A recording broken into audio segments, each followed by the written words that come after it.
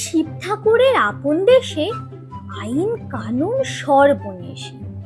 কেউ যদি পা পিছলে পড়ে, পেয়দা এসে পাকড়ে ধরে। কাজীর কাছে হয় বিচার, 21 টাকা দণ্ড তার। সেথায় সন্ধে 6টার আগে হাঁচতে গেলে টিকিট লাগে। হাঁচলে পরে বিন টিকিটে দম দমাদম লাগায় পিঠে। কোটাল এসে নস্যি ঝাড়ে, 21 দফা হাঁচিয়ে মারে। কারুর যদি দাঁতটি নড়ে, 4টি টাকা মাসুল ধরে। কারুর যদি গোপ গজায়, 100 আনা ট্যাক্স চায়। খুঁচিয়ে পিঠে গুজিয়ে ঘাড়, সেলাম ঠেকায় 21 বার।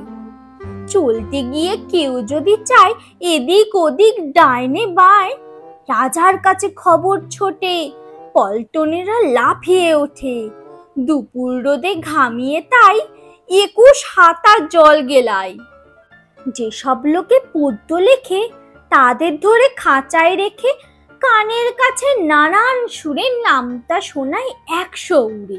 সামনে রেখে মুদির খাতা, হিসেব কষায় 21 পাতা। হঠাৎ সেটাই রাত দুপুরে নাক ডাকলে ঘুমের ঘরে, অমনি তেরে মাথায় ঘষে গোবর গুলে বেলের কষে। 21টি পা ঘুরিয়ে তাকে 100 ঘন্টা ঝুলিয়ে রাখে।